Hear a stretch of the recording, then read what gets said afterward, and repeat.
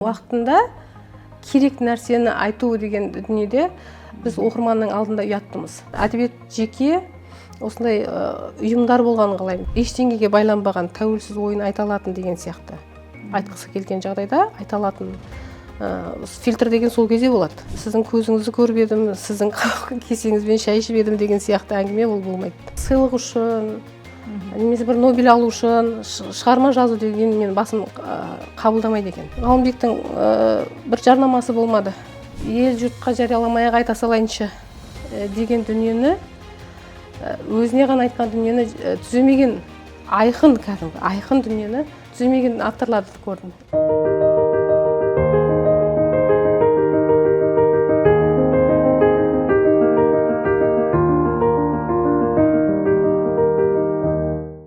Сәулембек Гүлмира Рзаханқызы 1980 жылы Түркістан облысы Ордабасы ауданы Жеңіс ауылында туған. Қазіргі таңда Мұхтар Әуезов атындағы Әдебиет және өнер институтының жетекші ғылыми қызметкері.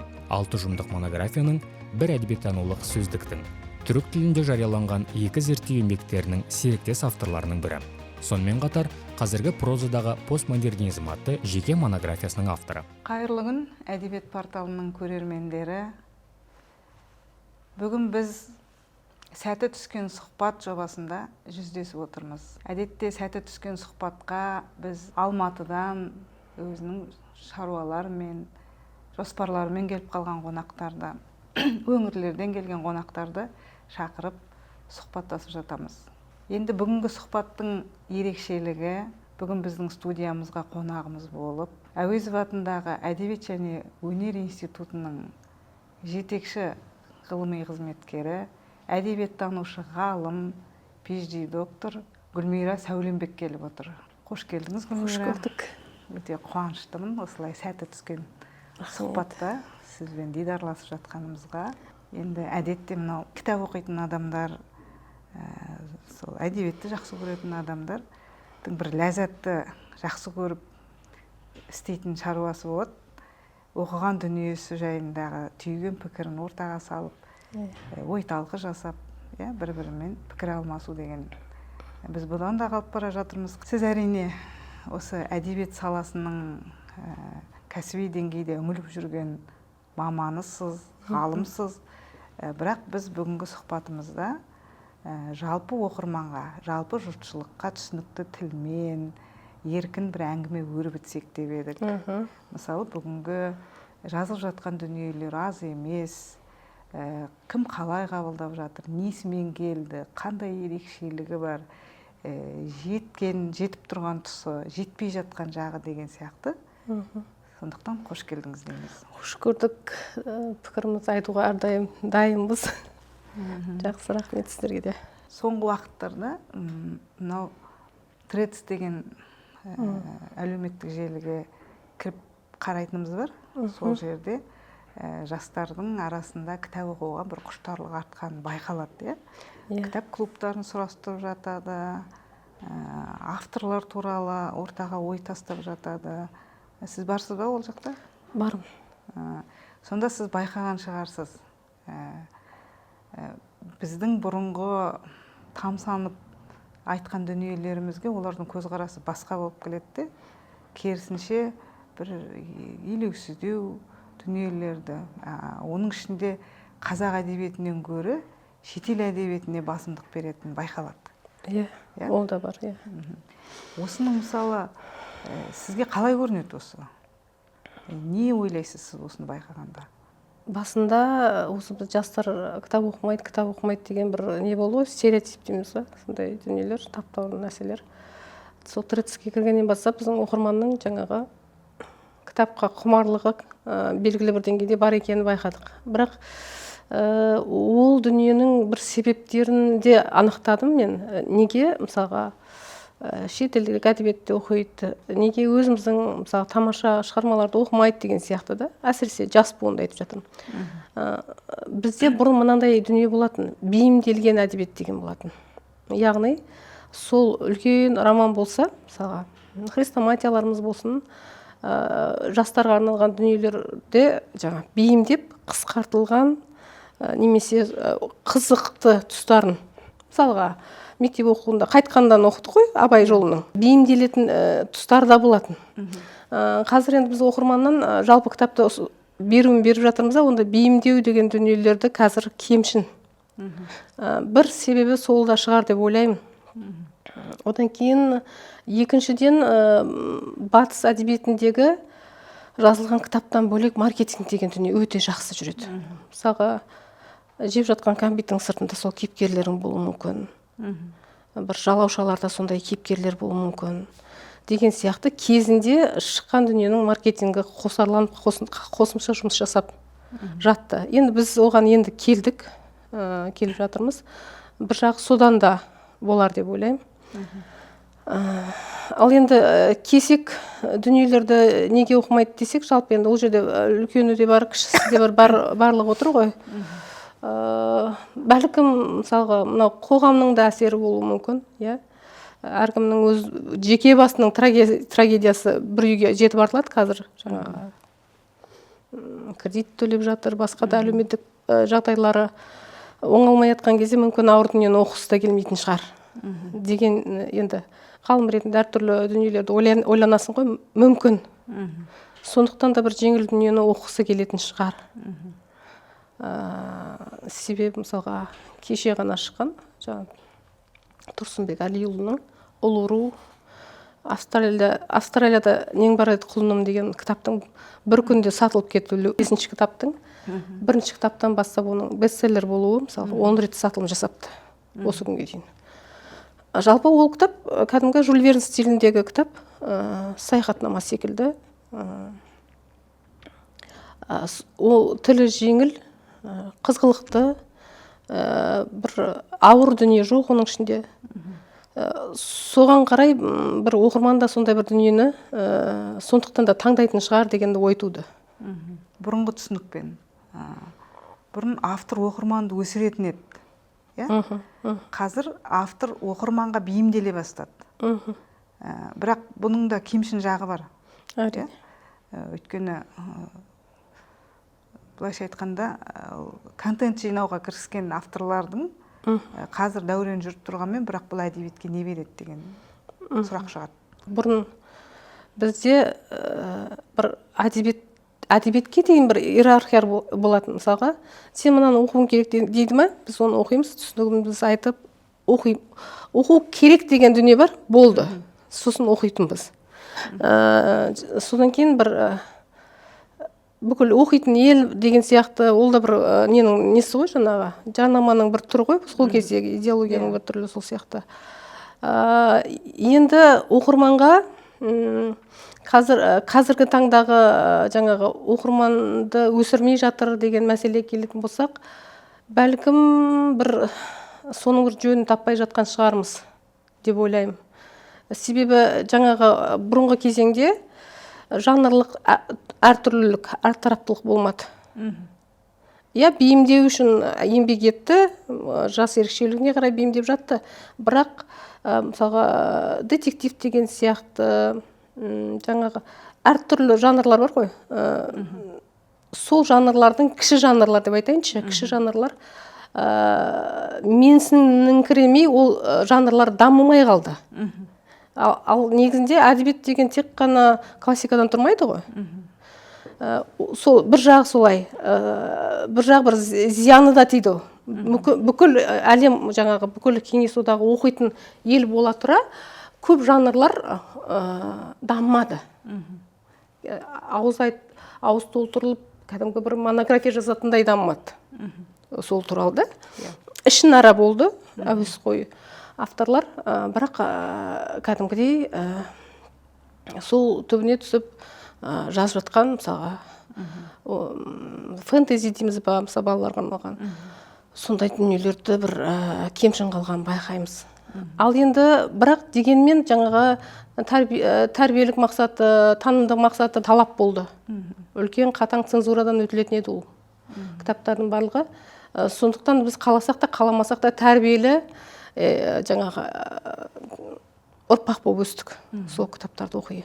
Ал енді қазіргі кезеңдегі дүниенің екі жағы бар. Сіз айтқандай расымен де бейімделу бар, жанрлық әртараптылық соған келе жатырмыз. Мысалға бүкіл коммерциялық әдебиет ол да керек. Қазіргі бір біздің жаңағы көңіліміз толмай, біздің әдебиетімізде осал әлі бір кеңес үкіметіндегідей шығармалар жоқ дейтін себебіміз әлде бір кесек дүние туылмағандығында шығар. Бірнеше ірі көлемдегі романдарда немесе повестерде бір кесек дүниелер, Кекілбаевтағыдай, Махауиндағыдай, Оралхан Бөкейдегідей кесек дүниелер тумай жатқандығынан да шығар. Мысалға бір жаңағы құрастырмалы дүние дейтін болса, қазақ әдебиетін, соның ұсақ бөлшектері пайда бол, бірақ негізгі кесек бөлшектері әлі де тумай жатқандығынан болар деп ойлаймын. Бұл көңіл күйдің. Біз сол үздік үлгілерді айта береміз. Енді сіз Дардайды оқып жатырмын дедіңіз. Жанр қандай екен? Жанры үлкен көлемді жанр ғой, роман. Содан кейін бір аллегориялық шығарма екен.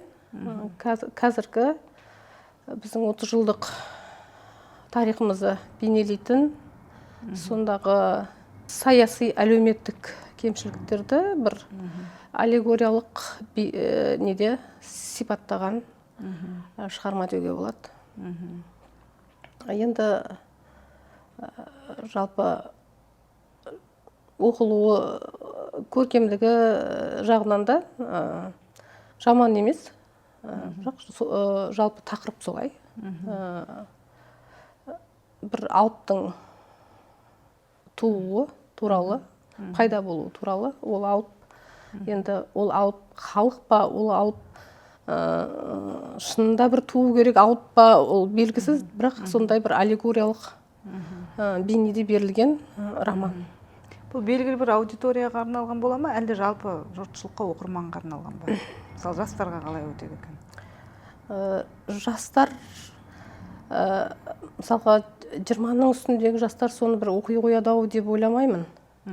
Бір 30-дан былай қарай, 25-тен ары қарай деген сияқты ақыл тоқтатқан, айналасын оң-солын таныған оқырман оқиды ғой деп ойлаймын.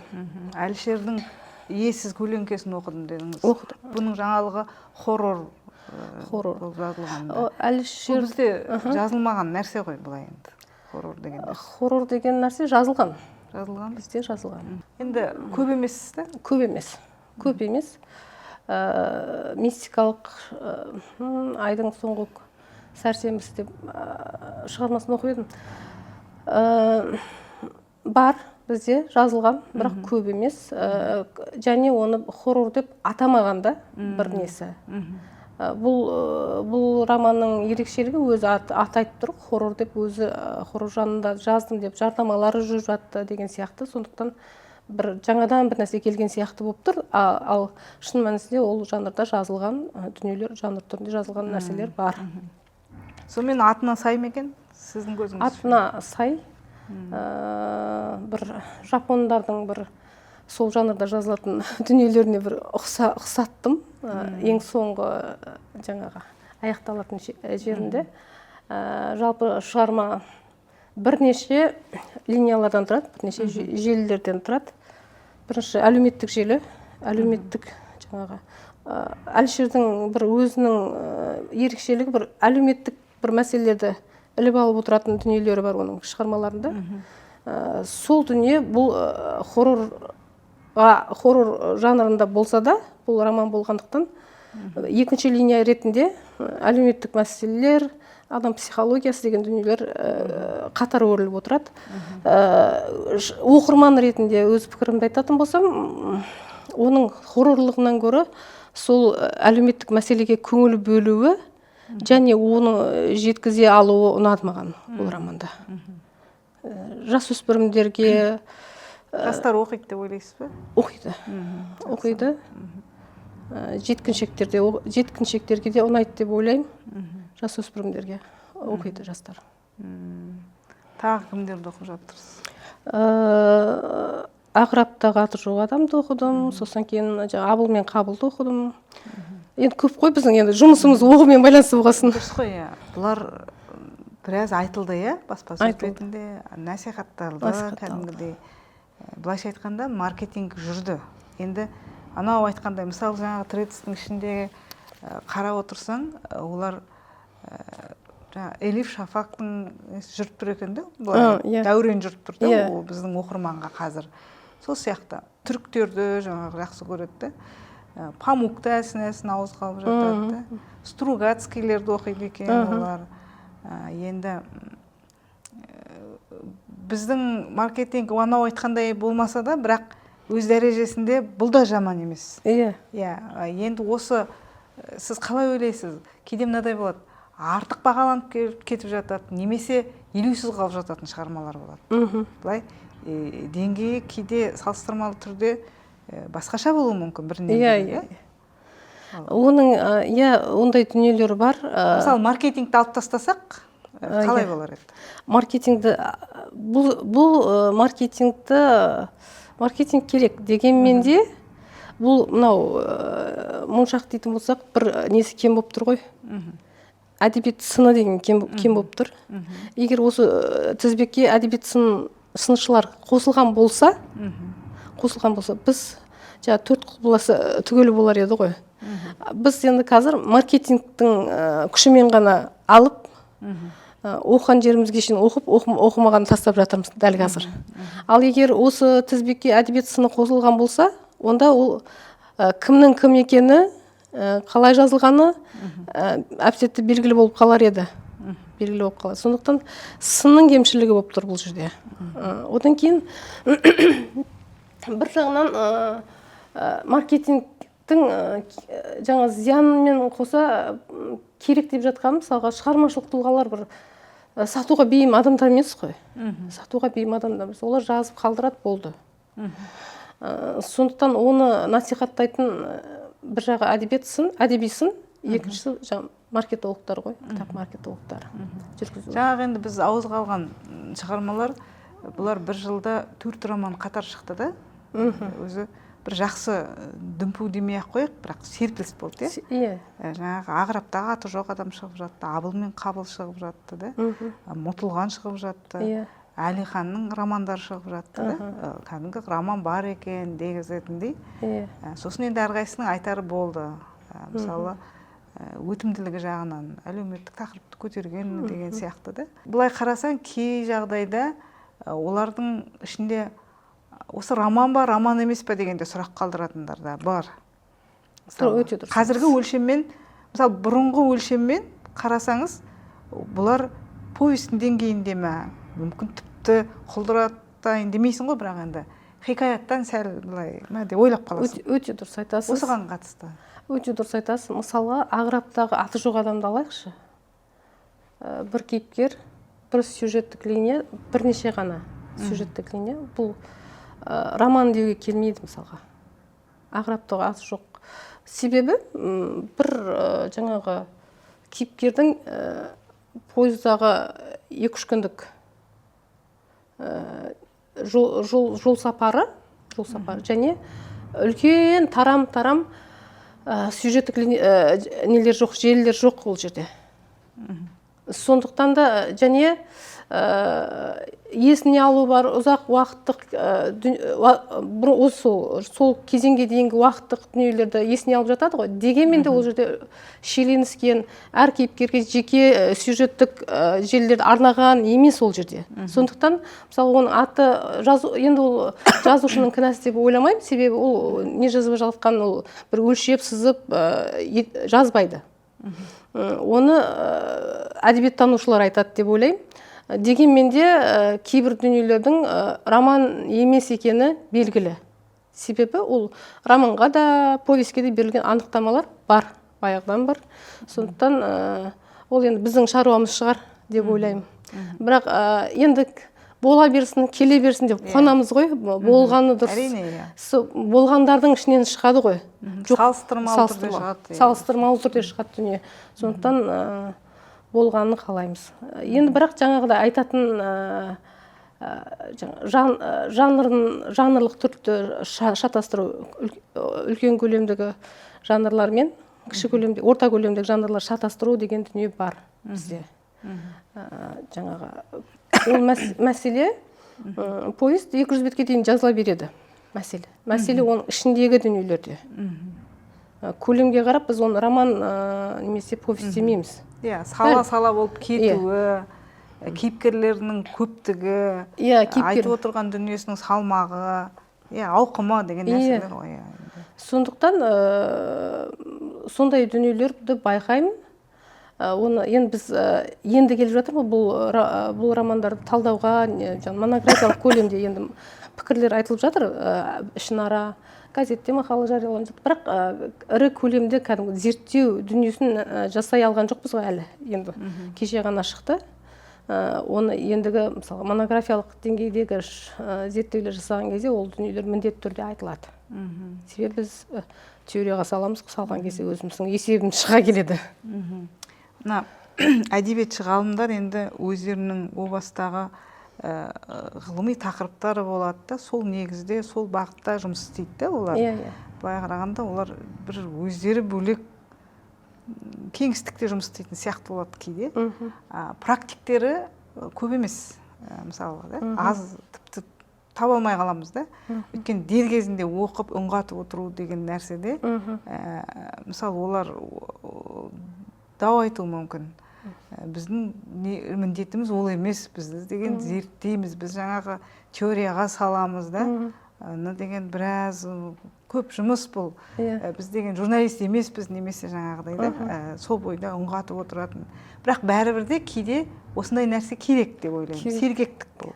Өйткені уақытында өзі. Мысалы, кеше жаңалық болып жатады, бүгін ескіріп қалып жататын, ол тек жаңалыққа ғана тән емес бұл. Әдебиетке де. Бұл әдебиетке де сондай өзгермелі, өзгерімпаз бір мінез алып кетті, қазір. Енді, мысалы, мына меценатты алды ғой, Әлиханның Тургенев көшесіндегі жұмысқа қабылдай ма, қалай? Мысалы, сол бір адамның ғана пікірін оқыдық, ағамыздың да. Бұл роман дегенге енді өзінің күмәнін жазатын да. Енді, мысалы, әдебиетшілер қалыс бұдан. Солай қалып қойып жатқан нәрселер бар. Енді оны роман ба, роман емес па деген мәселе ол да емес, былай қарасаң. Енді біз негізінен сол мазмұны, айтар ой дегенге қараймыз да бәрібір. Бірақ сауатты пікір үшін бәрібір керек. Осының барлығын ескеруіміз керек. Әдебиеттанушылардың енді мен ақталмай қойын кемшілігі шығар. Себебі бізде жаңағы жұмыстың, бізде қарапайым сіздер сияқты адамбыз ғой, жаңағы балашаға бағу үшін бірнеше жұмыс жасаймыз. Сондықтан жаңағы процесс кітапты мысалы болады, кейде бір жартысынан асырып қана оқығаннан кейін бір пікір айта бастасаң, тура сол ортадан, ғылыми ортадан басқа пікір шығады. Демек, біз кітапқа пікір айту үшін соңғы нүктесіне шейін оқуымыз керек. Бір қызық жайт болған, осы зерттеуімде 354 бетке шейін оқыған кезде ғана бір амалдың қолданып жатқанын түсіндім да. Мен 352 бетке шейін ғана оқысам, мен оны аңғармас едім, айтпас едім. Ол көп жаңағы маңызды деталь. Сол сияқты кітапты оқуға үлгермей жатамыз. Шама шарқымызша пікір білдіріп жатамыз ғой. Дегенмен де бәрібір де біздің осы жаңағы айтқандай бір әдеби сынның орны кішкене кәдімгідей ой сұрап тұр. Себебі біздің асылымыз қайсы, жасығымыз қайсы, қай жерге шейін мысалға келді, бәрібір де шамданып қалса да, бәрібір келесі шығармада ол дүние қайталанбайды ғой, егер бір айтылса. Сол бір айтуымыз кем екенін енді мойындаймын. Енді ол барлығы мысалы сыншылардың міндеті дегенде бастан аяқ сынау емес қой, бағытты көрсету. Сын деген ол сынау емес қой. Талғамды қалыптастыру үшін. Өзі оқитын жұртшылық көп емес бізде. Соңғы кезде бір 90-шы жылдары анау оңтайландыру саясатымен қаншама кітапханалар жабылып қалды, халық күнкөрістің артында кетті. Одан кейінгі ұран, науқаншылдық, оның бәрінің астында мысалы уақыт өтті, біз ол жер үңірейіп қалды мысалы. Енді біз толықтыруымыз керек, бірақ самсаған қаншама дүниенің ішінен кішкене бағыт беріп те алға шығарып дұрыс дүниелерді деген сияқты осы мақсаттан туып жатқан нәрсе ғой. Сол дүние бізде сол кемшін болып жатыр. Себебі жаңағы уақытында айтылу деген дүниеде былайша жазылып жатыр ғой. Дегенмен уақытында керек нәрсені айту деген дүниеде біз оқырманның алдында ұяттымыз. Себебі енді автор үшін маркетинг керек, бірақ оқырманның да бір жаңағы мүддесін ойлайтын болу керек қой топ. Сондықтан оқырманның және автордың арасындағы дәнекер ол қай кезеңде болсын әдебиет сыншысы. Ол әдебиет сыншысы деген міндетті түрде бір сынап жерден алып жерге салу емес, ол кемшілігін көрсету, жақсылығын көрсету, жақсы дүниесін, мына жерде мынандай дүние бар, жақсы дүниесі бар. Одан кейін былай етсек қайтер еді. Мысалға Әлия Бөпежанованың сын кітаптарын оқыңызшы, қандай керемет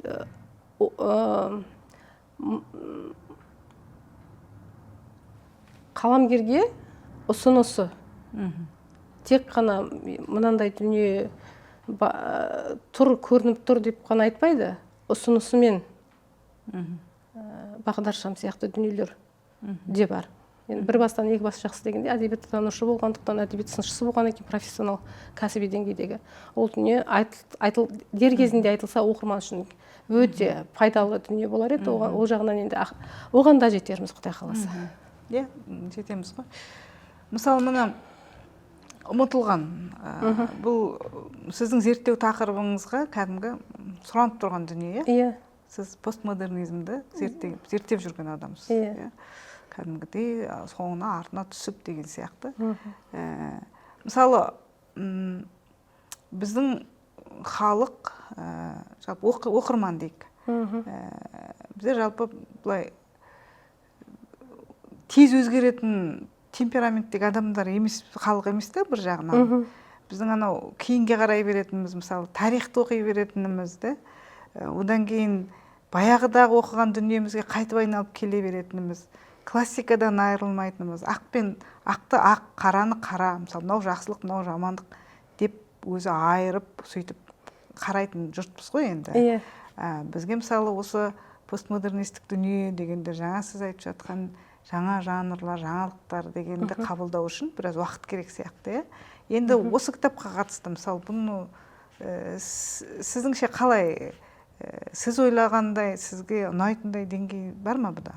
Бұл кітап жазылған кездегі айтылатын ой деген маңызды. Мысалы, көп дүниелерде мынау немене бәлдір-бақтбақ деп айтып жатады. Мысалы, постмодернистік шығармаларды оқу қиын. Бастан аяқ сыдыртып ешқашан сіз оқып шыға алмайсыз. Басыңызға кәдімгідей күш түседі. Мына шығармаға келетін болсам, шығарма жалпы жаңағы сұрапыл демесем де, әдебиетіміздің бір бөлшегіне жарайтын кітап деп айтуға болады. Ойды айтудың формасы өзгешелігінде ғой бұл жерде. Бастан аяқ оқи алмайсыз, бастан аяқ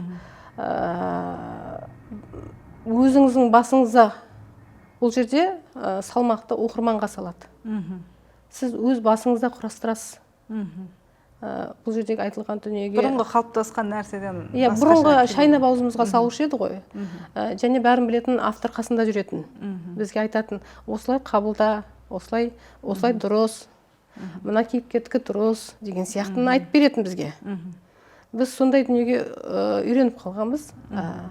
Ал енді барлық әдебиет, қазақ әдебиеті осылай болсын деген дүние емес, әдебиеттің бір бөлшегі ретінде бұндай шығармалардың да өмір сүруге қақысы бар. Және айтылатын ой бұл жердегі өзгеше тәсілмен берілгендігінде ғана деп ойлаймын. Енді оқырманы болады, әрбір кітаптың, әрбір дүниенің оқырманы бар. Енді осы соңғы жылдар бәрібірде бізге жастар келіп жатыр. Енді үлкендер өз бағасын алды дейік. Жастардың ішінде бір жақсы лек келе жатыр. Кеше Арман Әлменбеттің Тергеушіні оқыдым дедіңіз. Мысалы, Бақытгүлдің қаншама оқырманы бар. Есбол Нұрахметтің, Бақытбектің деген сияқты. Кім бар тағы бізде? Әдебиетке келіп жатқан жастар көп, өте қуанам. өте Біз енді прозаға қатысты айтып отырмыз. прозаға қатысты әдебиет, енді поэзияда да құралақан емеспіз ғой, Аллаға шүкір. Және бақытты халықпыз, поэзиямыздан айырылып қалмаған, сол дамытып жатқан деген сияқты ол өте жауынгер жанр ғой. Ал енді прозаға ойысатын болсақ, прозадағы келіп жатқан көптеген дүниелер бар. Біз бір жағынан енді менің мысалға кей кезде дегенде бірден кітапты оқып тастайтыным да бар, бірақ сын айтуға асықпаймын. Себебі осыған да шүкір, келе жатыр ғой, жаңағы беті қайтып қалмаса екен деген сияқты дүниелерді кейде ойлап қалам. Бірақ дегенмен де біз ақырын кәсіби деңгей, мен жай сынды айтып жатқан жоқ, кәсіби деңгейдегі сынды қабылдауға авторлар дайын болу керек.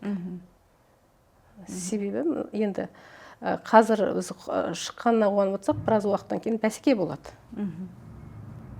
Сол бәсекеге шіркін-ай жетсек екен, сол кезде сынды қаласа да қаламаса да қаламгер қабылдауға мәжбүр болады. Сол күнге жетсек екен деп кішкене бетін қақпай, белін бекермерек бусақ екен деген сияқты кейде бір көріп тұрған дүниемді автордың өзіне айтамын. Айқын көрініп тұратын дүниелер болады. Мынау қалай болады сонда деген сияқты. Содан кейін біздегі сол сынды көтер алмаушылық деген дүние бар ғой. Ел жұртқа жарияламай айта салайыншы деген дүниені, өзіне ғана айтқан дүниені түземеген, айқын дүниені түземеген авторларды көрдім. Жарайды енді біраз уақыттан кейін түзелер. Жас авторлар ғой, өте жас авторлар. Сондай да бір дүниелер бар, көңіл жұқпастық қой. Ол енді дұрыс емес нәрсе. Бір жағынан жаңа бір нақты бір деңгейге келген кезде ол қаласаң да қаламасаң да табиғи түрде автор әдебиет сынын қабылдауға, тыңдауға тура келеді бәрібір де. Қыз бір өсіп алсыншы деген нәрсе ғой. Өсіп алсыншы деген. Ал жалпы мына жаңағы айтқан шығармалардың барлығын оқып шыққанмын. Бақытгүл Сәрмекованың «Кейіпкер» деген кітабын оқыдық. Сол жерде бір ең алғашқы бетінде бір Харис деген кейіпкері бар. Қара ертай ма? Жоқ, қара ертай емес, басқа ол. Қара ертай деген. Атасы ғой, Харис деген.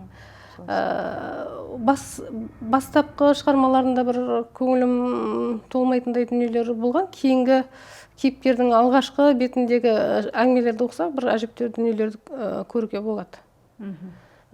Енді мысалға Әлиханның шығармасын оқыдым өткенде, Нотр-Дамда құлшылық жасау керек пе дейді мысалға. Өте жаңа постмодернистік шығармаларды оқып үйренген басым болса да, сүріне оқыдым, былайша айтқанда. Сол сияқты осындай айтылған сындардан авторлар кішкене өзі үшін де бір сабақ алу керек сияқты, өзі үшін де. Жасанды дүниелер бар, жасанды дүниелер. Идеясын былай қойғанда, жасанды дүниелер өте көп.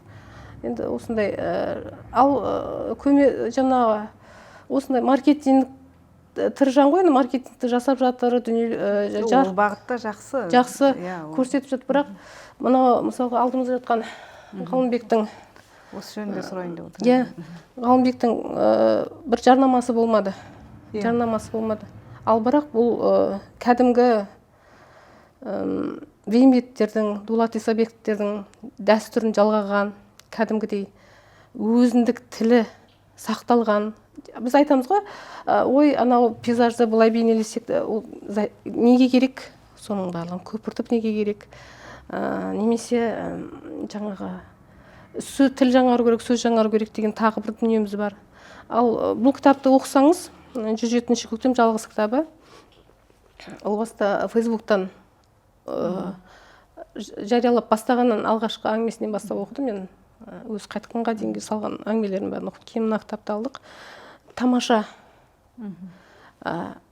Ой, реалистік шығарманы кім оқиды? Қазір әдісі басқа болу керек оның.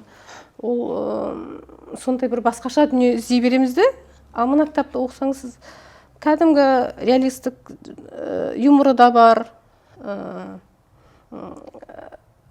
көркемдігі де бар, лирикалық проза ғой. бейнелілігі де бар. Жаңа образдылықтан айырылып қалдық қой біз. Бұрынғы классикадағы образдылықтан айырылып қалдық. Образдылығы да тұнып тұр кәдімгі бейне жасаудағы.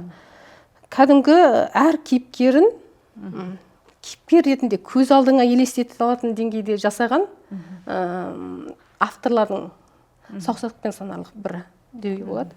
Бірегей деп айтсақ та болады. Өкінішке орай енді өмірден ерте кетті, жалғыз кітабын ғана бізге қалдырып, шығармасы өте тамаша. Бұны кейін басқаша шығаруға болады, Әрине. Бет әлпетін, ажарын ашып, жазылу керек, насихатталу. Яғни, жаңа айтып жатырмын ғой, бізде айтып жатырмын ғой, бір дүниеге ұмтылу бар. Неге ұмтылып жатқанымызды өзіміз түсінбейміз. Бірақ менің айтатын дүнием бар. Көпшілігі маған ол пікірімді қостамайтын да шығар, қостайтын шығар. Жалпы менің жеке пікірім, әдебиет әртүрлі болу керек. Ғалымбегімізде болу керек, Әлішер Рахатымызда болу керек. Жаңаға тергеу үшін жазатын арманымызда болу керек деген сияқты. Сонда ғана біздің әдебиетіміз түгел болады. Кесек, тағы бір нәрсе, жаңа кесек дүниелердің тумай жатқандығына кесек. Міне деп көңілің толып қалатындай, бар екен ғой деп қалатындай дүние келмей жатқандықтан да мүмкін көңіліміз қоңылтақсып жаңағы бірдеңе іздей беретініміз содан шығар деп ойлаймын енді. Сіз Мерей Қосынды көбірек айтады екенсіз, Иә, Мерей Қосынды.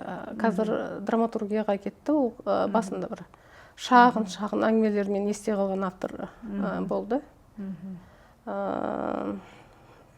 Бір қызығы, мынандай ол авторға неге бардым, айтатын дүниесі бар, идея бар, бірақ оны мүлде басқаша, қып-қысқа жарты парақтық дүниемен береді. Одан бөлек, білмеймін неге екен, ерекше көрінді шығармашылығы. Тағы бір таңғалдырған дүние, бір әңгімесін оқыды, ол әңгімесі шықты ма шықпады ма білмеймін. Дәл осы күнді болжаған шығарма еді. Мысалға, қазіргі былай оқысаң, оны бір дәл қазір оқысаң түсінесің оны. Қаптаған камера, кісілердің қолындағы камера, бір қайғылы дүние болса да түсіріп тұра бетін қатыгезге айналып кеттік қой. Сол дүниені қашан, осыдан қанша жыл бұрын, 10 шақты жыл бұрын ба, әңгімесін оқытқанда, бұндай заманда емес едік. Мынау не деп өзім таң қалдым. Бірақ осы дүниенің келетін білгенде, осы жаңа бір, қалай десем екен, бір таң қалатын дүниелер бар ода. Кішкентай өзі дым түсінбейсің. Бірақ түбінде автордың қиялы ғой, автордың қиялымен беріп отырды. Бір жаңағы біз реализм деп жатырмыз ғой. Ол бір реализм, бірақ басқаша тәсілмен берілген. Қызық дүниесі. Сондай дүниелер бар. Көпшілік айтады, енді ешкім түсінбейді, жарты беттік шығарма, бұны шығарма деуге бола ма деген сияқты. Бірақ сондай бір кішкене бір дүниелерді көре алдым да. Мысалы, Сирияға қатысты, соғысқа қатысты бір несі бар. Буве нүктесі деген. Бірақ ол кәдімгі қан жоса болатқан соғысты, басқа дүниені көрсетпейді, мүлде басқаша береді. Көп нүктелер, үзілістер, кідірістер арқылы жазатын да стильдегі адам ғой. Енді былай ғой, Гүлмира, сіз әдебиетші ғалымсыз, біз оқырманбыз. Енді бұл подкаст болғаннан кейін, мысалы, пікірімізді айта берейік те. Енді әралуандық деген шынымен де бұл әркім керегін табатын бір жағынан да. Екінші жағынан осылай біз жаңа сіз айтқандай пазлды құраймыз. Сосын жалпы енді жаман емес қой енді. Біз деген мысалы алдыңғы буынды айтып жатқан жоқпыз да. Мысалы Дидар ағайлар, Айгүл апайлар, Думан ағайлар, олар барлығы айтылды енді. Дәурен ағайлар барлығы, олар біз бер жағын айтып жатырмыз да. Өйткені осы жақынырақ біздің кезең, біздің осы уақыт. Осы кезең. Сосын екінші, мысалы, бәрібір де әрқайсысын оқып отырып, бір ерекшелігін байқайсың. Мысалы ана Бақытгүлдің шынымен де характерді беруі, сосын жаңағы мынау Бейімбеттер сияқты, Дулат Исабековтер сияқты өзі бізге жақын дүниесімен келді. Сол нәрсесімен де енді Ғалымбекте жаңағыдай бұнда көп дүние бар. Ең бірінші ерекшелігі көркемдігі. Артық алып тастайтын ештеңе жоқ қой ода. Сосын сол бойда көз алдыңа елестеп, сол сезінесің да, атмосфера береді. Образдылық кәдімгі көз алдыңа елестейді кәдімгідей. Сосын диалогқа шеберлік. Кейбір шығармаларды оқысаң, диалогтың олпы-солпы кәдімгі нанымсыз болып тұрады ғой, нанымсыз. Бұл жерде кәдімгідей екі адам сөйлесіп, соның қасында тыңдап тұрғандай әсер беретін өте керемет. Оны бір шағын дүниеге бәрін сыйғызады. Сыйғызады. Бір фокус жасайды, қалай екенін түсінбеймін де, мысалы. Шұбатылған ештеңе жоқ ода. Осы нәрсесімен ол бірегей болып тұр. Енді бір өзі бөлек болып тұр енді бұл. Енді әрқайсысы өзінің жетістігімен келе жатыр. Жаңағы Ағыраптағы аты жоқ адамды қаншама жұрт оқыды да, мысалы. Ол жаңағы Абыл мен Қабыл символикалық дүниелер тапты деген сияқты. Қанағат Әбілқайырдың мысалы анау періштелер жоқ жерде басқа дүниелермен қаншама нәрсе. Ол да аллегориялық. Анау кім Досхан, кванты бар, матрицасы бар. Ол қалай жақсы келді мысалы. Бірақ бір нәрсе бар. Мысалы біз Кекілбаевты оқығандағы, Оралханды оқығандағы бір күйді, бір ұзақ сонар демей-ақ қояйық, бір ол деген жалықтырмайды да. Ол ана соны әсерін күшейту үшін берілетін қаншама суреттер бар, теңеулер бар, метафоралар бар да. Оның қуаты сонда да. Мысалы Есболат бар да, Айдабосын. Бұл классикалық бағыттағы жазушы да. Қазір мысалы Самал Шаймерденова келе жатыр деген сияқты да. Тағы жазып жатқандар бар ғой енді. Сіз не байқайсыз? Жалпы қазіргі кезеңдегі авторлардың ортақ дүниесі жаңағы. Енді бәрін бірдей бір шаблонға салу дұрыс болмас. Дегенмен де жаңа сіз айтқан бейнелілік жетіспейді. Бейнелілік болғанда да жалықтырмайтын бейнелілік. Мысалға психологиялық параллелизм деген дүние бар. Интерьер деген дүние бар. Немесе психологиялық портрет деген дүниелер бар. Мен қайтадан қарапайым әңгіме айтамыз десек те соған кетіп қалып жатыр. Дұрыс айта беріңіз. Анықтауға керек. Сондай дүниелерді қолданылу деңгейі төмен. Мысалға жаңағы Оралхан Бөкейдің қатын өзенін бейнелегендегісі, кейіпкерлерін бейнелегендегісі, немесе сол қатынның қысын белгілеген, қатын қарағайдың қысын белгілеген кездегі. Сіз ешқашан жалықпайсыз одан. Табиғатта адамның мінезімен астасып, ол жай ғана суреттелмейді ол табиғат. Әшейін табиғат үшін емес. Ол ана жердегі дүниені ашу үшін, бізге сондай әсер беру үшін, алдағы оқи беруге, үгіттеу үшін жұмсалатын шеберлік дүниелер ғой, шеберлік десек болады. Сол дүниелер бізде кемшін. Яғни байқаймын, кейде мысалға бір дүниені айтады, ол ешқандай қызметі жоқ ол жерде.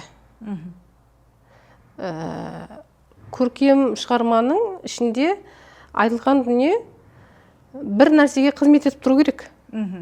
Бостан иррационалдық қызмет ол. Қыстырылып тұрмау керек ол. Сол сияқты жаңағы бір не дейтін еді, үйлесімділік болу керек қой.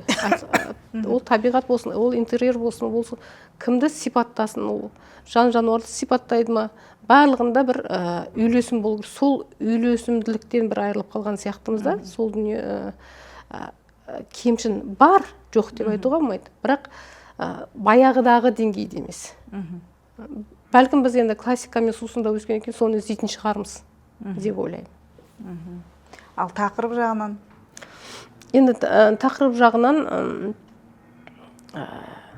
сондай бір айтылмай қалған дүниелер жоқ деуге болмайтын шығар. Айтылып жатыр. мысалға Әлішер Рахаттың өзінің жаңағы махаббатым константның өзінде де мысалға ажырасу, кішкентай ғана мәселе болса да, ол отанымыз отбасынан басталады. Отбасыдағы мәселелер кішкентай үлкен дүниеге алып келетін мәселелер. Содан кейін зардап шеккен бала, немесе жаңағы оның тағы бір шығармасы болды, атын ұмыттым. Дінге беріліп, одан соның шырмауына шыға алмай, жаңағы әсір. Қып-қызыл перде ме? Сол ғой деймін, иә. Сондай сияқты әлеуметтік мәселелер. Мынау шығармасында да, жаңағы иесі көлеңкеде. Біз мысалы ойлаймыз ғой, жақсы адам солай болу керек деп, соған барлық дүниені іліп қоя береміз ғой, Ол табиғи солай болу керек деген сияқты. Оған бір осын жасапсың ғой деп артық көңіл бөлмейміз. Керісінше, жаңағы Шәкен деген кейіпкері бар. Ерке, Тотай, жаңа өнерлі жігіт, өнерлі бала кішкентайынан. Соған көп көңіл бөлінді. Мысалы, отбасыдағы кейбір өзің сол дүниеге ойландым мен мысалға. Отбасыдағы кейбір біз көңіл бөле бермейтін нәзік дүниелер туралы айтып жатыр да. Ал енді Дардайға келсек, жаңағыдай ол үлкен саяси, әлеуметтік, кәдімгі 30 жылдық Қазақстанның тарихындағы дүниелер айтылып жатыр. Яғни айтылмады дегеніміз дұрыс емес шығар. Мысалға, поэзияда да мысалға, жаңа 5 баласы бірдей өртеніп кетті, сол кезде шығарылған жоқтаулардан, сол кездегі айтылған сындардан шашың тұрады. Сондықтан біз айтылмады деп айтқанымыз дұрыс емес шығар. Айтылып жатыр. Бәлкім оқымай жатқан шығармыз. Ресейде дейікті, әдеби мектептер арнайы, школа дейміз ғой, оқытатын. Бізде де бар да, мысалы, ол сол деген сияқты. Сосын сіздердің өздеріңіз бір дәрістер өткізетін, бір анда-санда бір өздеріңіздің бір қадамдарыңыз бар ғой енді. Көп болмаса да. Осындай нәрселерге жалпы қатысу қалай? Қызығатын кімдер бұлар? Ол жаңа олша сияқты мектептер болу керек. Мысалы, біз қазіргі бірдемені іздеп, жаңа қайта-қайта үңіліп отырғанымызда сол бір мектептердің үзіліп қалуы ғой, үзіліп қалуынан ғой негізінде. 90 жылдар біз барлық дүниені жинап қойып, тек қана күнкөрістің қамымен кеттік. Сондықтан жаңаға белгілі бір сатымен келе жатқан дүниелер үзіліп қалды ғой.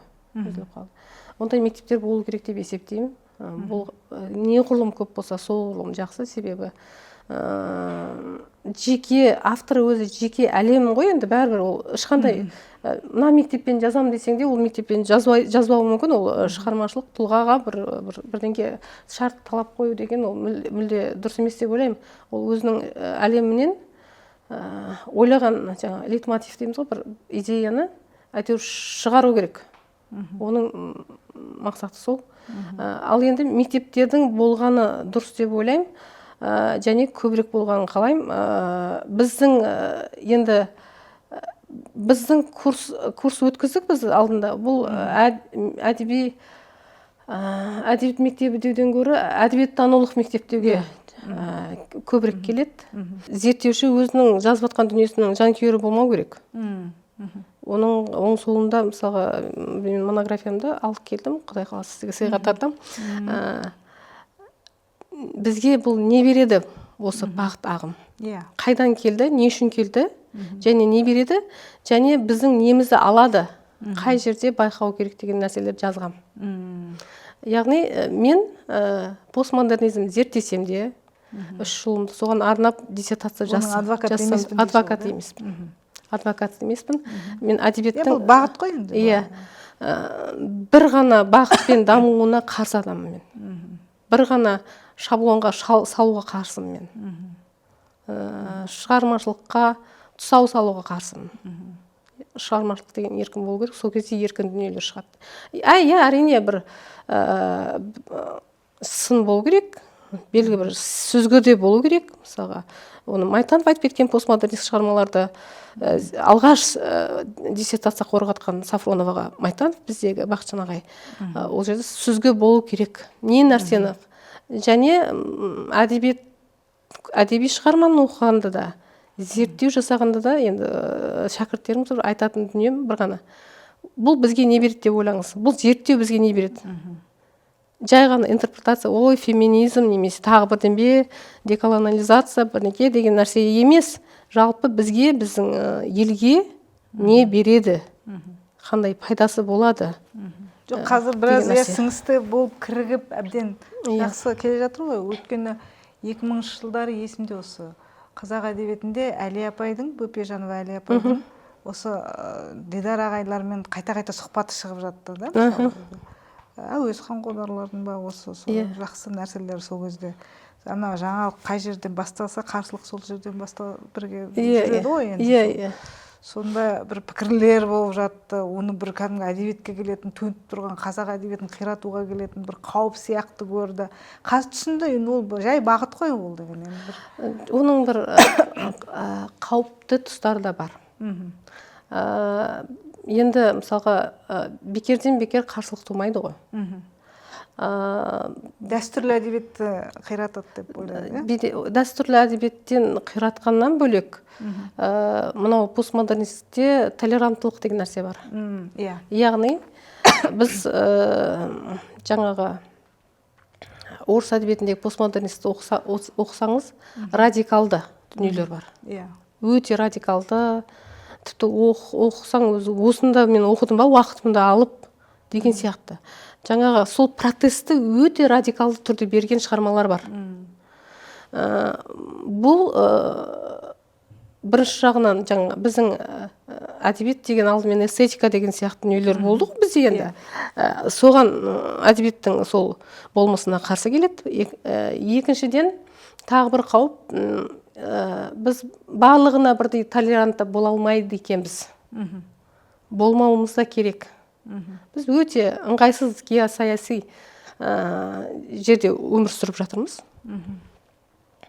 Және әркім пікірін айту керек болса да, оның қаншалықты деңгейде деген нәрсе бар. Яғни біз бәріне бірдей толерантты бола алмаймыз. Елдің барлығын ағылшынша сөйлеп кеткеннен толерантты бола алмаймыз біз. Ондай Америка емеспіз біз. Немесе жаңағы Иегова куәгерлер, сен әңгімеңді айта бер. Немесе тәңіршілдер, сендер әңгімелеріңді айта беріңіз, салафиттер немесе басқалар, бәрін біз сіздер қабылдаймыз. Сіздер кереметсіздер деп отыра алмайды екенбіз. Ал батыстағы толеранттылық бізге жүрмейді. Себебі біз азғанда халықпыз, бүтіндігіміз керек, айтқан дүниеміз айтылу керек, бірақ белгілі бір деңгейде баста осы бір дүниені қиратып жібермеймін бе деген ой баста тұру керек. Ал енді әдебиетті біз баяғыдан жаңағыдай идеология деп үйренгенбіз ғой, бәрібір де адам санасына әсер ететін құрал ғой бәрібір де. Сондықтан да қарсы болған шығар деп ойлаймын. Енді жаңағы алғашқы постмодернистік шығарма прогулки с Пушкиным болса, ол Пушкинмен бірге өмір сүруге болмайды, Пушкинмен тек қана серуендеуге болады деп жазылған әр өлеңінің қай ашынасының жанында жазылғаны туралы айтып жатса, енді соны біз қабылдаймыз ба деген сияқты әңгіме ғой. Бұл бізді бұзу қалып келе жатыр деген сияқты. Ол қарсылықтың болуы заңдылық. Бірақ ол жерде жаңа қарсылықтың қазір онсыз да болып жатыр. Бірақ біз кеш оны енді түсініп жатырмыз ғой, ол дүниелерді кеш енді түсініп жатырмыз. Бір жағынан мотивация шығар, бірақ бір сыйлық үшін, немесе бір Нобель алу үшін шығарма жазу деген мен басым қабылдамайды екен. Әр автор ішкі дүниесіне шымырлап, қайнап шыққан дүниесін ғана жазу керек деп ойлаймын. Ол кейін екінші мәселе ол.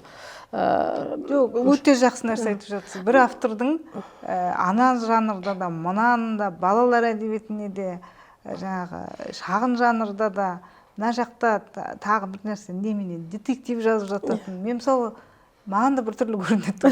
Өйткені ол мына нәрсені үйрену үшін дұрыстап меңгеріп, оның қаншама нәрсесі бар, ол және сен автомат емессің, машина емессің да. Сосын жазу деген тек қана бір рахат, ләззаттан тұрады деп те ойламаймын. Әрине. Негізі ол өзі бір келу керек та өзінің уақытымен. Сондықтан анау сулы жабағылы нәрселер кетіп жатады кейде де. сондай дүние, асығыс дүниелер кетеді.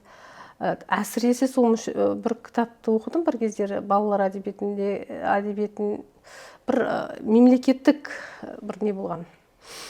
Сондай жаңағы ынталандыру болған. Соған әп-әжептеуір жазатын бір ақынның есіме түспей тұр, автор айта салайын деп едім. Ана балаларға арналған өлеңін мен шашым тұрды оқып. Яғни демек бұндай нәрсе бізге керек емес. Тіпті жазушылар одағын мемлекеттік байлаулы болғанын да қаламаймын. Жаңағыда сол кезде ғана бәсеке болады. Бір адамның, екі адамның айтқанымен әдебиет болмайды ол. Сондықтан әдебиет жаңа жеке осындай ұйымдар болғанын қалаймын, жазушылар одағы сияқты, бірақ бөлек. Ештеңеге байланбаған тәуелсіз ойын айта алатын деген сияқты. Айтқысы келген жағдайда айта алатын фильтр деген сол кезде болады. Ал қазір әке-көке, сіздің көзіңізді көріп едім, сіздің кесеңізбен шай ішіп едім деген сияқты әңгіме ол болмайды. Біз қазір әлі де сол иерархиядан ажырамағандықтан да бәлкім батырып айтамайтын шығармыз, бәлкім көңіл жұқпастық болатын шығар, енді мен сияқтылар өссін деп нететін шығар деген сияқты, әлде де біз белгілі бір деңгейде өсе алмай жатқанымызға бір жаңағы бір сондай құрылымдар кедергі келтіріп жатқан сияқты да. Себебі білмеймін, енді ол бір мүшәра үшін бірдеңені шығарып жарата салу, жаза салу дегенді мен түсіне алмайды екенмін. Яғни ол екінші, үшінші кезектегі мәселе. Бірінші ол автор жалғыз. Мынандай мектептің өкілі деп біз айтып жатсақ та, автор жалғыз, ол сол мектеп үшін жазбайды, сол мектептегі дүниелер жазбайды ол. Пікірлес болуы мүмкін, иә. Кейбір жағдайда пікірлес болуы мүмкін. Бірақ автор туындысын жазған кезде ештеңеге қарамау керек деп ойлаймын. Мына мектеппен жазам, анандай қылып жазам, мынандай жоқ, ішіңнен қалай шықты? Иә, еңбектену керек. Сол кезде ғана ол бірегей болады ғой. Сол кезде ғана ол ешкімге ұқсамайтын жаңағы барын бере алады деп ойлаймын. Сосын бір нәрсе қоса кетейін, мына бәйге дегендер дұрыс қой. Қаншама жақсы нәрселер келіп қалып жатады. Біреулер бастап ойында жүрген нәрсесін соның сылтауымен жазылуы мүмкін деген сияқты. Бұл жағынан жақсы. Біздің сәтті түскен сұхбат сияқты нәрсе енді ол да. Бірақ осындағы мерзімді, мысалы үлкен бәйгелердің мерзімін ұзақ қылу керек деп ойлаймын да. Былай асығыс нәрселер кетпеу үшін. Мысалы 2-3 айда роман жазады дегенді, мысалы қараңызшы, баяғыда Маргарет Митчеллдер мысалы бір романды 10 жыл жазғанда, мысалы ол қалай 3 айда, 2 айда роман жазады адамдар. Қазір мета-роман деген керемет болды, былай қарасаң. Алады да, мен түсінбеймін енді кейбір нәрсені, оқырман ретінде айтамын. Айта беріңіз. Тәуелсіз сыйлықтар болу керек. Тәуелсіз болу керек сыйлықтар. Одан кейін талабы қатал болу керек. Мына енді 3 роман сыйлық алды ғой, ұмытылған жаңа Ағраптыға. Бірақ бұл романдар сол уақытта жазылған романдар емес, ол бұрын басталған дүниелер. Өздері де айтады ғой. Жоқ, бұған қатысты емес пікір. Жазылып болғаннан кейін ұсынылса деп ойлаймын да мен. Мен мына жастардың панорамалық дүниелерінің мерзімі аздау екен негізі. Ол және көлемді болу керек та. Осыған қатысты. Мерзім қайда сығып жатырмыз? Мерзімді беру керек. Жаңа белгілі бір деңгейде, мүмкін арасында бір-екі рет жаңағыдай не жасау керек па, мысалға. Жетекшілері бар. Жақсы тәжірибе енді бұл. Бірақ сыйлықтар жаңаға ұйымдар бөлек-бөлек жеке болса, ештеңеге тәуелсіз мысалға. Әдебиет порталы өзінше бір мысалға. Қысқа тізім, ұзын тізімдерді жариялап отырса мысалға.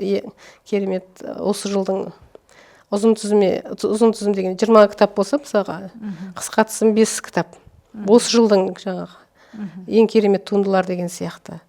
Басқа бір ұйым, мысалға, әдебиет институтының мысалға бір бөлімі мысалға, сондай жариялап жатса, содан кейін сыйлықтар ол жақсы, бірақ тәуелсіз болу керек деп айтамын да, бір нәрсеге байланған емес та. Сол кезде мысалға мен мысалға сыйлық ұсынатын болсам, мен неге ортан қол шығармаға сыйлық беруім керек деймін ғой. Ешкімнің бетіне қаралмаймын. Ешқандай көкемнің айтқанын тыңдамаймын.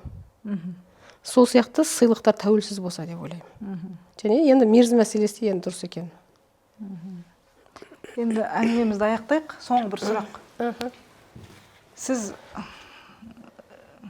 оқырман ретінде қандай шығарма оқығыңыз келеді алдағы 2 жылда біздің қазақ әдебиетінен? Ойланбаған сұрағым екен. Жалпы Мысалы, мен соңғы күндерде ойланған нем, ойға келгенім, бір ғажап дүние келу керек, әдебиетке бір кесек дүние келу керек. Біздің осы уақытқа шейін жақсы көріп оқыған авторларымыз бар, жаңа атын атап та кеттім, бір айтыппын, бүкіл әлем әдебиетін оқып тауысқан бір әпкем бар еді сол кісіге. Біздің қазақ әдебиеті сияқты әдебиет жоқ деппін ғой, жаңағы Кекілбаевты оқығаннан кейінші. Сол сияқты сондай бір кесек туындыны күтем. Ғажап бір. Яғни біздің әдебиетіміз бар.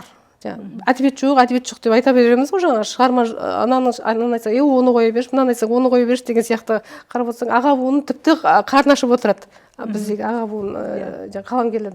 Сондықтан бір кесек, барлығымыз бірдей оқи алатын, барлығымыз бірдей көңілімізден шығатын бір кесек дүние келсе екен деп ойлаймын енді. Жаңа айттым ғой, пазлдың ортасы ой сұрап тұр деп. Сол ортасындағы дүниені күтем енді. Рахмет. Гүлмира, сіз енді Алматыдан өзіңіздің шаруаңызбен келе жатыр дегенде естіп, біз ұсыныс айттық. Қабыл алдыңыз. Рахмет, біздің әдебиет порталының осы сәті түскен сұхбат жобасына келгеніңіз, бізге осындай әңгіме айтып бергеніңіз біз үшін кәдімгідей олжа болып отыр.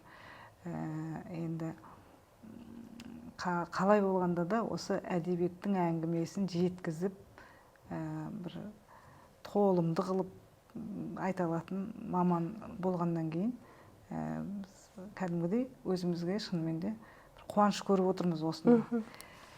Сізге рахмет. Сіздерге де рахмет.